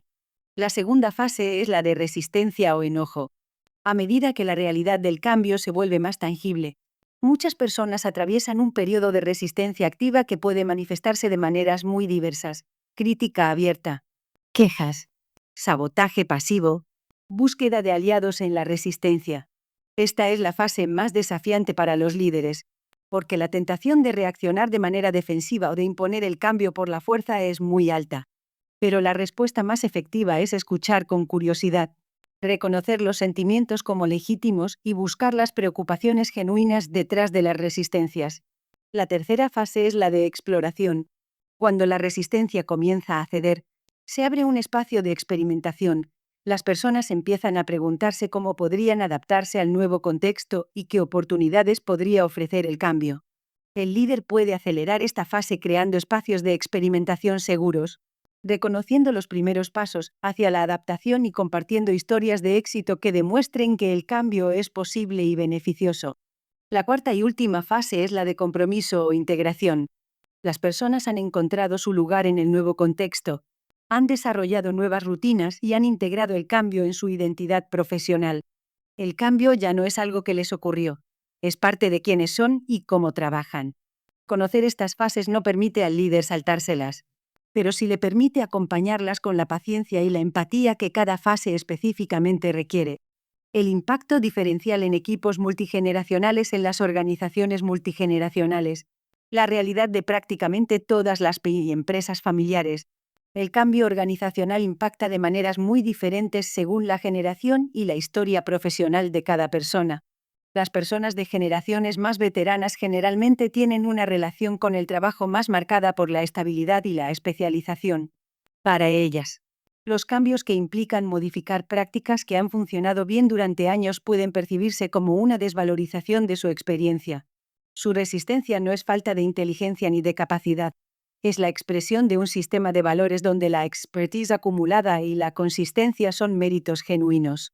Las personas de generaciones más jóvenes generalmente tienen mayor apertura a los cambios tecnológicos, pero pueden resistirse a cambios en la cultura organizacional que perciben como retrocesos, o a procesos de cambio que no son suficientemente participativos y transparentes. Y a veces subestiman la complejidad de los cambios profundos y se frustran cuando el ritmo de la transformación es más lento de lo que esperaban. La clave para gestionar estas diferencias no es ignorarlas ni homogeneizarlas, es reconocerlas explícitamente y crear espacios de diálogo donde cada perspectiva pueda aportar lo que tiene de valioso. El conocimiento profundo del negocio y la prudencia de los más veteranos. La apertura a lo nuevo y las competencias digitales de los más jóvenes. Cuando se gestiona bien, la diversidad generacional en un proceso de cambio no es una complicación, es una fuente de soluciones más robustas e integrales. Las 4 palancas del cambio exitoso. Primera palanca. Misión y visión compartidas. El cambio exitoso comienza con una respuesta clara al ¿para qué? Cuando las personas entienden por qué es necesario cambiar, hacia qué futuro se dirige la organización y cuál es el rol de cada uno. La percepción del cambio se transforma, deja de ser una amenaza impuesta y comienza a ser una oportunidad colectiva. El líder que comunica la visión de manera clara y consistente, no una sola vez, sino continuamente, crea el marco de significado que hace posible el compromiso. Segunda palanca. Participación activa y genuina. Las personas se resisten a los cambios que les ocurren, se comprometen con los cambios que co-construyen. Los procesos de cambio que se diseñan de manera unilateral generan resistencia masiva independientemente de cuán bien justificadas estén las decisiones. En cambio, los procesos que involucran genuinamente a los colaboradores en el diagnóstico y en el diseño de las soluciones generan un compromiso mucho mayor y, frecuentemente, soluciones de mayor calidad. Tercera palanca. Cultura ágil y aprendizaje iterativo. El cambio organizacional raramente se desarrolla exactamente como se planeó. Surgen obstáculos inesperados. Las resistencias aparecen donde no se anticipaban. Las organizaciones que gestionan mejor el cambio son las que han desarrollado una cultura ágil, la capacidad de responder de manera flexible ante lo inesperado, de aprender rápidamente de los errores sin paralizarse y de ajustar el rumbo sin perder de vista el destino. Cuarta palanca. Las habilidades blandas como habilitador. Esta palanca es la que hace posibles a todas las demás. La comunicación efectiva transmite la visión de manera que conecta emocionalmente. La escucha activa capta la información que permite ajustar el proceso. La inteligencia emocional gestiona las tensiones que el cambio inevitablemente genera. El trabajo en equipo construye las alianzas que sostienen el proceso. La creatividad genera las soluciones ante los obstáculos. El ejemplo de la cooperativa agroalimentaria. Una cooperativa agroalimentaria decidió reorientar su modelo de producción hacia la sostenibilidad. Al principio, algunos socios veteranos temían que la inversión necesaria afectara la rentabilidad. La dirección activó las 4 palancas de manera coordinada. Articuló el propósito del cambio conectando el interés inmediato con el legado a largo plazo. Organizó talleres participativos donde los veteranos aportaron su conocimiento profundo y los jóvenes sus competencias en certificaciones ecológicas y nuevos canales de distribución. Diseñaron un proceso iterativo comenzando con un piloto e invirtieron en el desarrollo de las competencias de comunicación de sus líderes. El resultado fue notable en lo técnico y transformador en lo cultural. Las métricas del piloto superaron las proyecciones.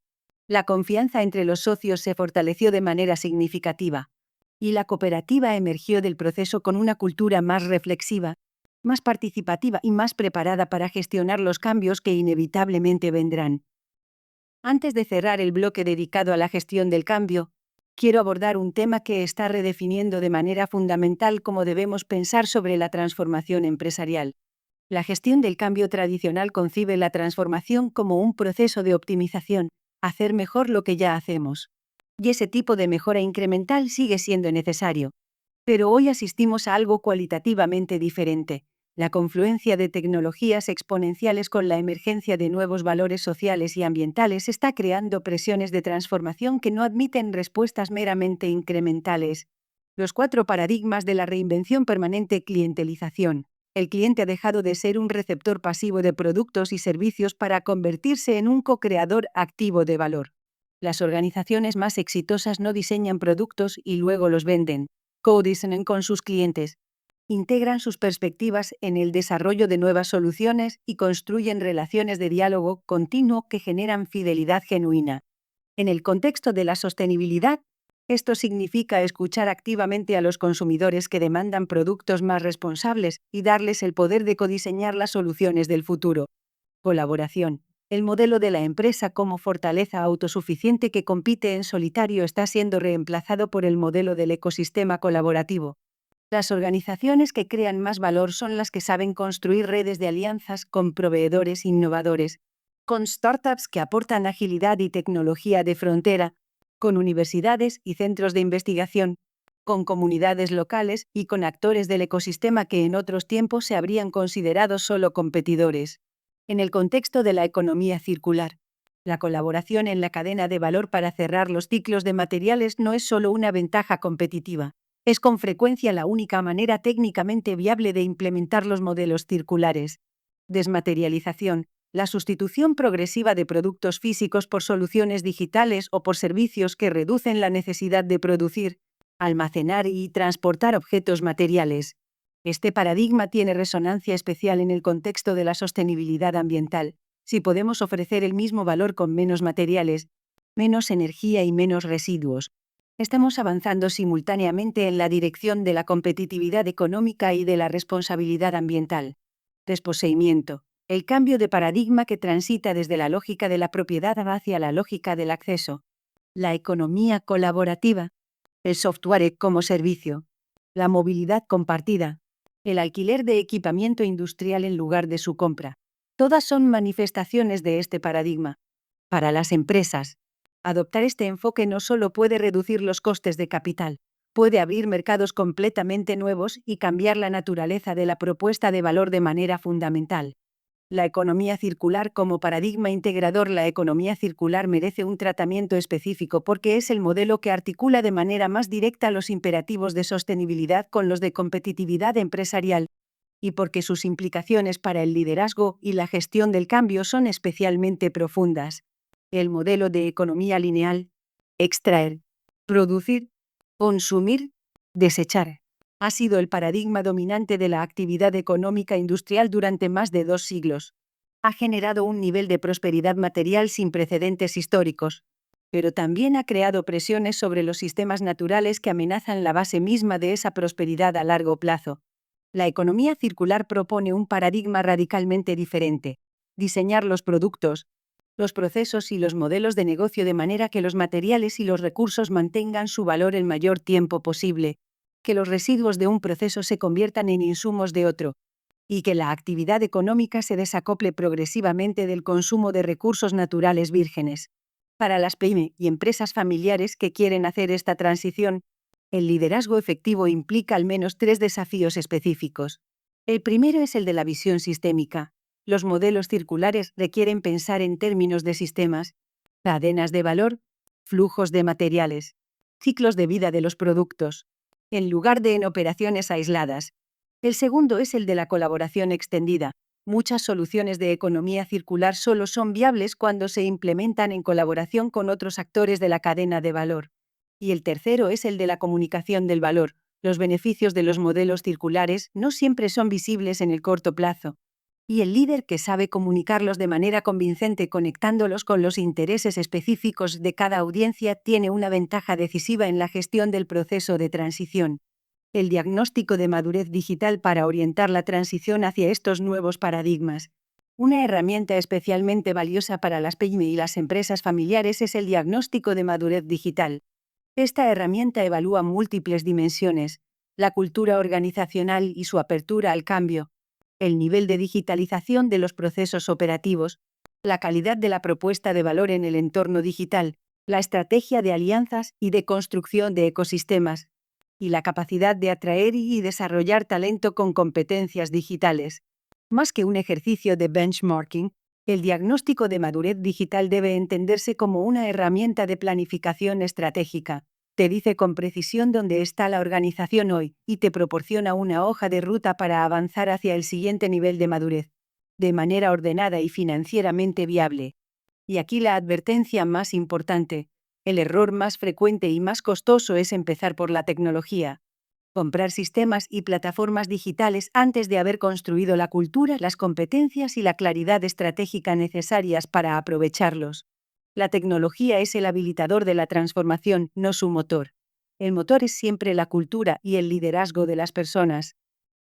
Llegamos a un bloque de integración fundamental: la conexión explícita y concreta entre todo lo que hemos explorado en los últimos bloques, los modelos de liderazgo, los principios de la gestión del cambio, los nuevos paradigmas de transformación y las habilidades blandas con las que abrimos este módulo. El mensaje central: el liderazgo, por sí solo, no es suficiente para sostener procesos de cambio organizacional exitosos. Los modelos teóricos son marcos poderosos, pero son solo marcos. Lo que los convierte en comportamientos reales que generan resultados tangibles son las habilidades blandas de los líderes y de los equipos que los aplican. Comunicación efectiva y escucha activa en los procesos de cambio en el contexto del liderazgo y la gestión del cambio. La comunicación efectiva opera en dos direcciones igualmente críticas. La dirección hacia afuera: el líder comunica la visión, los objetivos, el plan y el sentido del cambio a su equipo y a todos los grupos de interés. Esta comunicación no debe ser un evento único, sino un proceso continuo de alimentación de información y de significado que se despliega en múltiples formatos y espacios a lo largo de todo el proceso. La dirección hacia adentro. La escucha activa es la más frecuentemente descuidada y la de mayor valor estratégico. El líder que solo comunica pero no escucha opera con una información enormemente incompleta sobre la realidad que su equipo está viviendo. La escucha activa en un proceso de cambio significa crear espacios seguros y estructurados donde las personas puedan expresar sus dudas y sus miedos sin temor a repercusiones. Significa preguntar más que responder.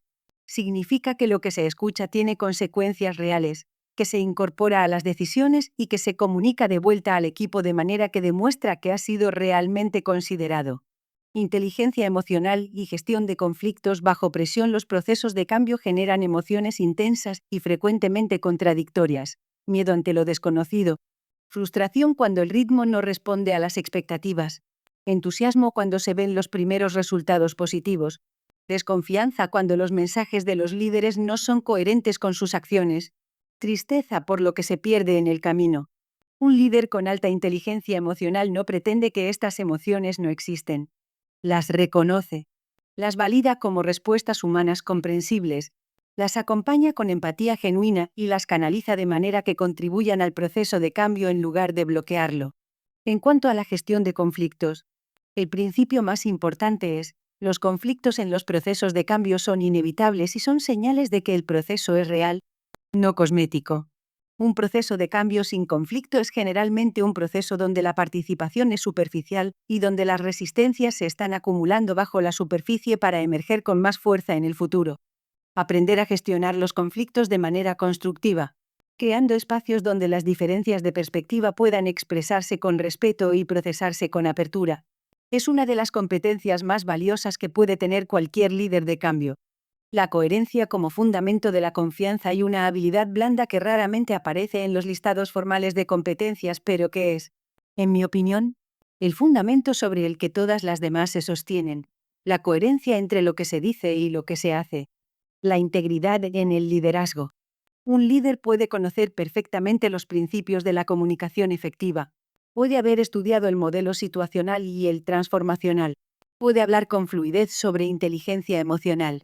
Pero si su comportamiento cotidiano contradice sistemáticamente esos principios, si pide participación pero luego toma las decisiones de manera unilateral, si habla de confianza pero microgestiona a su equipo, si proclama la importancia del bienestar de las personas pero genera constantemente urgencias innecesarias que agotan al equipo, todo ese conocimiento teórico resulta inútil o, peor aún, contraproducente. La coherencia no es una habilidad técnica que se puede aprender en un curso.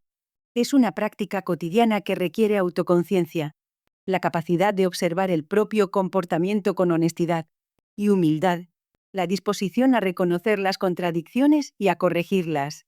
Para los líderes en procesos de cambio, la coherencia es especialmente crítica porque los equipos observan con mucha atención si el líder practica lo que predica. Cada acción coherente con lo que ha dicho fortalece la credibilidad.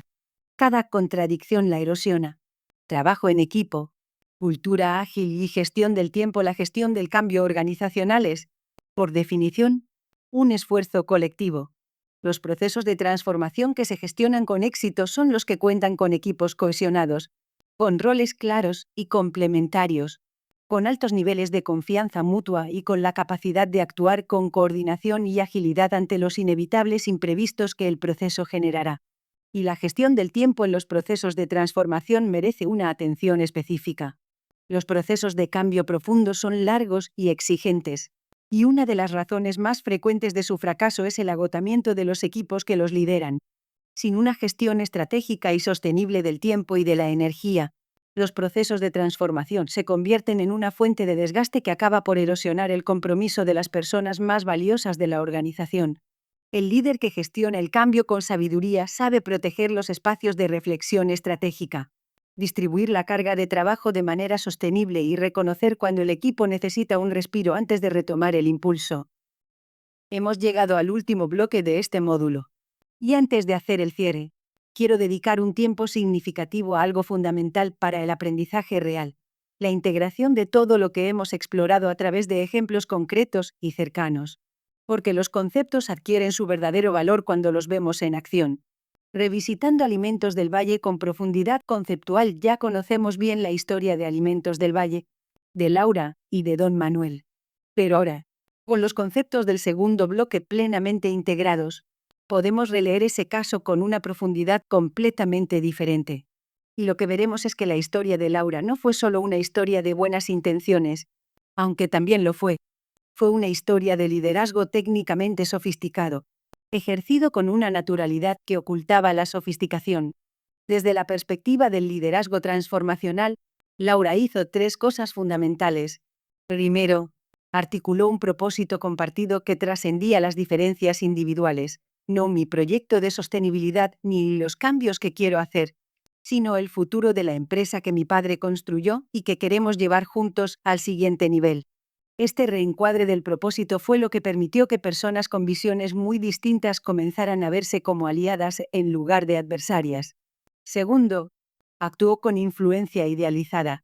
Se posicionó como alguien que construye sobre lo que existe y que respeta profundamente el legado que recibe. Este posicionamiento fue coherente con su comportamiento real. Organizó mesas de escucha. Creó el comité intergeneracional. Comenzó con un piloto.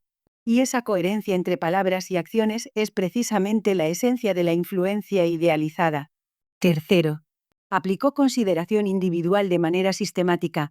Trató a su padre, a los empleados veteranos y a los jóvenes como personas con necesidades, miedos y potenciales específicos, y diseñó su estrategia de liderazgo teniendo en cuenta esas diferencias. Desde la perspectiva del liderazgo situacional, Laura fue igualmente precisa. Con su padre, de 2 o de 1 con respecto a la innovación sostenible.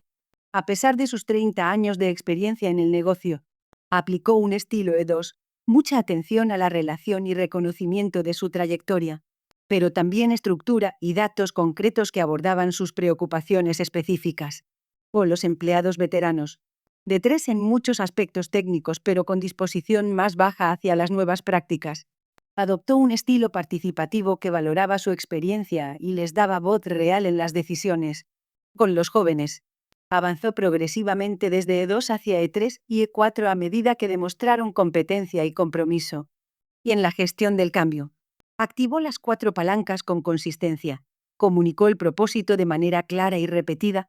Creó mecanismos de participación genuina a través del comité intergeneracional. Diseñó un proceso iterativo con un piloto inicial que reducía el riesgo percibido. Y mantuvo una escucha activa que le permitió ajustar el proceso en tiempo real. El resultado fue, como sabemos, notable en lo cuantitativo: 20% más de ventas en el primer año del piloto, 40% de reducción del consumo energético en 2 años. Pero el resultado más importante y más duradero fue cultural: la instauración de una cultura de diálogo y de confianza intergeneracional que hizo a la empresa más resiliente y más preparada para los cambios que inevitablemente vendrán. El caso de la bodega familiar. Liderazgo como motor de innovación ambiental. La industria vitivinícola española está compuesta casi en su totalidad por micro, pequeñas y medianas empresas. Son bodegas con historias largas, con identidades muy arraigadas en el territorio y en las variedades autóctonas. Y sin embargo, en los últimos años ha habido una oleada notable de innovaciones medioambientales, adopción de prácticas de viticultura ecológica y biodinámica, reducción del uso de pesticidas, conversión a energías renovables, introducción de envases más ligeros. ¿Qué diferencia a las bodegas que han liderado esta transformación de las que se han quedado rezagadas? Los investigadores son muy claros.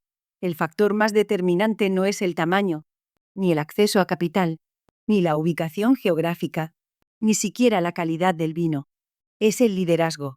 Las bodegas que han innovado hacia la sostenibilidad son las que tienen al frente personas con la capacidad y la voluntad de imaginar un futuro diferente y de contagiar esa visión, que saben buscar alianzas estratégicas con organismos de investigación, con otras bodegas afines y con canales de distribución especializados, que comunican su historia de sostenibilidad de una manera auténtica que genera valor de marca y fidelidad de cliente, y que gestionan con inteligencia emocional las inevitables tensiones que surgen cuando se modifican prácticas enológicas con décadas de historia. Aquí el liderazgo transformacional opera de manera especialmente poderosa porque el vino es un producto profundamente cultural y simbólico. Las innovaciones en viticultura sostenible no son solo cambios técnicos, son también declaraciones de valores y de relación con el territorio y con el tiempo. Y un líder que sabe articular esa dimensión simbólica y conectarla con el propósito de la bodega tiene una ventaja competitiva que va mucho más allá de los certificados ecológicos. La herramienta del mapa de actores del cambio. Antes del resumen final, quiero ofreceros una herramienta práctica concreta que podéis comenzar a utilizar en vuestras organizaciones esta misma semana: el mapa de actores del cambio, o mapa de stakeholders del cambio. Esta herramienta permite identificar y caracterizar a todas las personas y grupos que pueden influir en el proceso de cambio o que pueden verse afectados por él. Para cada actor identificado, el mapa responde a 5 preguntas clave. Primera, ¿cuál es su nivel de poder o de influencia? No solo el poder formal del cargo, sino también el poder informal derivado del respeto y la credibilidad. Segunda, ¿cuál es su disposición inicial hacia el cambio propuesto? ¿Favorable, neutral, escéptica o activamente resistente? Tercera, ¿qué necesidades, miedos o expectativas específicas tiene? Cuarta, ¿qué estilo de liderazgo es más apropiado para relacionarse con ella? Y quinta, ¿qué acciones concretas de comunicación, participación o acompañamiento son necesarias para construir o mantener su compromiso? El mapa no es un ejercicio de una sola vez. Debe actualizarse regularmente, porque las disposiciones y las relaciones se evolucionan a medida que el proceso avanza. Una persona inicialmente resistente puede convertirse en aliada si sus preocupaciones son escuchadas y atendidas. Un aliado inicial puede volverse más escéptico si siente que el proceso no está avanzando según lo prometido. Del tema 1. Habilidades blandas. Las habilidades blandas son competencias personales, sociales y emocionales que determinan la calidad de nuestras relaciones profesionales y la efectividad de nuestra contribución a las organizaciones. El 85% del éxito profesional depende de ellas. No son un accesorio del perfil profesional, son el núcleo que convierte el conocimiento técnico en resultados reales y duraderos. Su urgencia en el momento actual viene determinada por tres grandes fuerzas: la digitalización, que convierte las competencias relacionales y emocionales en el diferenciador humano e irreemplazable; la transición hacia la sostenibilidad, que requiere liderar cambios culturales profundos que ningún plan técnico puede gestionar por sí solo; y el relevo generacional en las empresas familiares, que es uno de los procesos más exigentes en términos de inteligencia emocional, comunicación y liderazgo que puede atravesar cualquier organización. Son aprendibles y desarrollables a lo largo de toda la vida, con práctica consciente y reflexión honesta. El caso de Alimentos del Valle nos ha mostrado cómo funcionan en la práctica. Del tema 2. Liderazgo y gestión del cambio. El liderazgo es la competencia más integradora y más determinante del éxito de cualquier proceso de transformación organizacional. Ha evolucionado desde la teoría del gran líder heroico hasta la comprensión del liderazgo como una competencia relacional, distribuida y emocionalmente inteligente que crea sentido, genera confianza y moviliza energías colectivas hacia propósitos compartidos. El modelo situacional de Hersey y Blanchard nos proporciona herramientas tácticas de gran precisión, la capacidad de ajustar el estilo de liderazgo al nivel de madurez de cada colaborador en cada situación. Esta flexibilidad adaptativa, ejercida con consistencia y transparencia, desarrolla a las personas, construye confianza y crea las condiciones para que la delegación progresiva sea segura, legítima y efectiva. El liderazgo transformacional opera en la dimensión más profunda y más duradera, la capacidad de inspirar a través de un propósito que conecta con los valores más profundos de las personas, de crear culturas donde la innovación es bienvenida, y de construir organizaciones resilientes que puedan reinventarse continuamente sin perder su identidad esencial. La gestión del cambio organizacional eficaz requiere la activación coordinada de 4 palancas: la articulación de una misión y visión compartidas que dan sentido y dirección, la creación de mecanismos de participación genuina, el desarrollo de una cultura ágil capaz de aprender y ajustar de manera continua, y las habilidades blandas que convierten los planes en acciones cotidianas. El liderazgo consciente. Integración final. A lo largo de este módulo hemos explorado muchos conceptos, modelos y herramientas. Y al final de un recorrido tan extenso y denso, puede surgir la pregunta: ¿cómo integramos todo esto? ¿Cómo evitamos que se quede en una colección de ideas interesantes que no lleguen a transformar realmente la manera en que lideramos? La respuesta que propongo es la del liderazgo consciente, no como un modelo adicional, sino como una actitud fundamental que sabíais a todos los modelos y herramientas que hemos explorado. El liderazgo consciente es simplemente la práctica de liderar con presencia, con intención y con plena conciencia del impacto que nuestras acciones tienen en las personas que nos rodean y en los sistemas en los que operamos. Un líder consciente no actúa en piloto automático. Se detiene, aunque sea un momento, a preguntarse: ¿qué está ocurriendo realmente aquí? ¿Qué necesita esta persona en este momento? ¿Qué estilo de liderazgo es el más apropiado para esta situación? ¿Estoy siendo coherente con mis valores? ¿Estoy escuchando de verdad o estoy esperando mi turno para hablar? El liderazgo consciente es también el que reconoce los límites propios y busca apoyo cuando los alcanza. Los mejores líderes que conozco son los que tienen la humildad de reconocer lo que no saben o no pueden, y la sabiduría de rodearse de personas que complementan sus fortalezas y compensan sus limitaciones. Y es el liderazgo que recuerda, especialmente en los momentos de mayor presión, para qué se lidera. No para demostrar capacidad técnica ni para ejercer autoridad, sino para crear las condiciones en las que las personas pueden dar lo mejor de sí mismas y contribuir a algo que vale la pena. Es, en última instancia, el propósito más profundo del liderazgo. Y es también la expresión más elevada de todas las habilidades blandas que hemos explorado. Una reflexión final: lo que hemos explorado en este módulo no es solo un conjunto de técnicas para gestionar mejor las organizaciones. Es también una invitación a una manera diferente de entender el trabajo, las relaciones profesionales y el liderazgo.